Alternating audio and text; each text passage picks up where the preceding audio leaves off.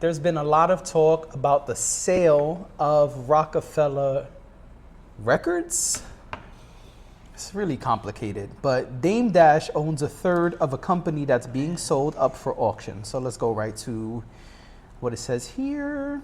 What does it say? This is according to Earn Your Leisure. It says Jay-Z's lawyer, that's what it says, blah. Blah, blah, blah, blah. It says Jay-Z's lawyers reveal any buyer of Dame Dash's Roc-a-fella share loses rights by 2031 due to Section 203 of the U.S. Copyright Act. In 1978, the U.S. Congress passed Section 203 of the U.S. Copyright Act, which allows artists to reclaim the rights to their master recordings after 35 years. Okay. Jay-Z is set to gain full ownership of the master rights to his debut album Reasonable Doubt in 2031, according to recent legal filings. This development comes amid the auction of Roc-a-fella co-owner Dame Dash's 33.3% stake in the label, which is scheduled to take place later this month. The U.S. Marshals will oversee the auction with the minimum bid set at $1.2 million. The sale is part of a court order to satisfy a judgment against Dash in a 2022 civil lawsuit. The filings clarify that while the buyer will receive a portion of the album's revenue for the next 6 years, ownership of the rights will revert to Jay-Z after that period, which could impact the value of the shares up for auction. Interesting. Interesting. So, what do you think about this? Because I feel like Dame Dash is always talking about ownership, always talking about, staking your claim in this business, having the wits about you to make smart decisions. Okay. So I'm just curious, what do you think of this? I think it's a weird circumstance, a weird situation, a weird set of circumstances. Okay. Because whoever's going to buy this is only going to own it for 6 years.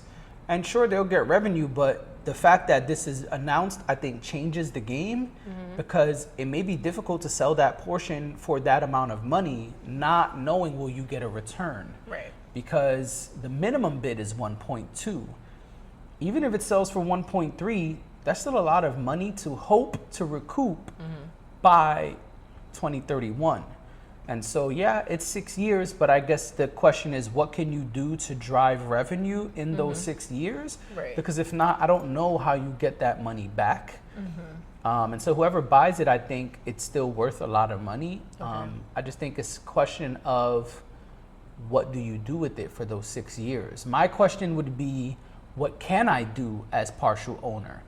Am I allowed to do some kind of merch? Am I allowed to do some type of promo or maybe quiet concerts that will allow this album to garner revenue?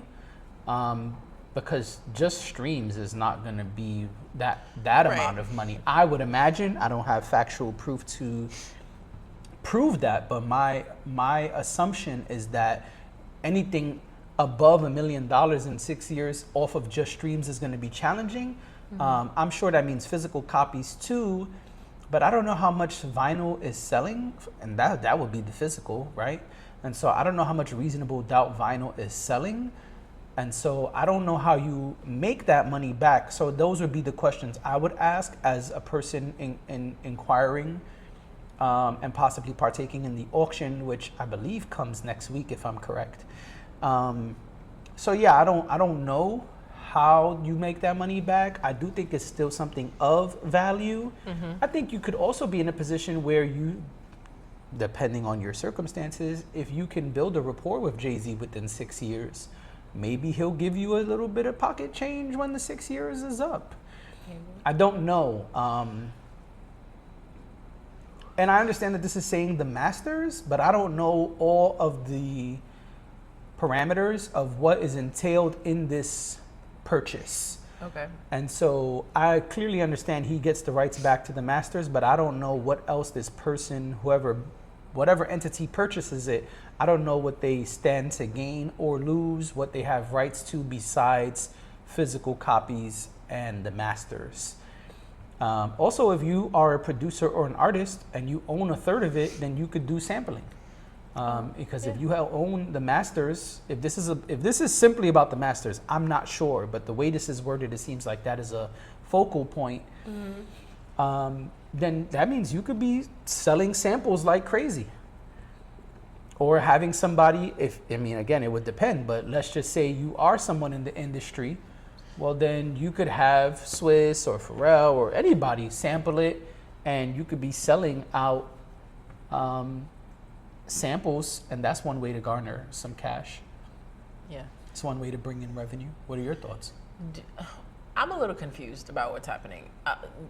Do you know why they decided to do this? It's not being decided, it's being forced. As the last piece said, this is a legal situation.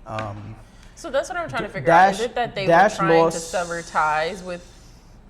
Well, there's been a lot of confusion with that, but what's happening is, as it says here, the U.S. Marshals will oversee the auction with the minimum bid set at 1.2 million. The sale, this is what you're asking, the sale is part of a court order to satisfy a judgment against Dash in a 2022 civil lawsuit. So this is something that's court ordered. This is not. So this is like they're trying to retain assets from him. They got it. And this is. It's no longer in his possession. Got it. That's why the U.S. Marshals are doing it. Got it. Okay. Makes sense. Yeah. Makes sense. So it doesn't necessarily have anything to do with Jay-Z. It's just something that it's something Dame owns. And that's he owns why. Third. So Dame Dash owns a third. Kareem Big Burks owns a third. And Sean Carter / Jay-Z owns a third. Right, so this is basically the collateral. This is the thing that he owns that they can. Yeah. So this is an asset that was taken from him, and there's been a lot of hoopla around. Does he still own it? Is he being forced to sell it? There's all these questions, but these are the things that we know. Okay. And I think the thing that is really the question here is it worth buying if you got to give it back in 6 years? I don't know. The fact that it's temporary, and I think to your point, you didn't say this outright, but to your point, the music industry and the way that streaming works, it's so fleeting in terms of what you can get from it. 6 years seems like it might be a short amount of time to really see how much money you can get, right? So I wonder who will get it. Because I think that's when it's going to be really interesting. Once we find out who gets it and what they're going to do with it. I agree.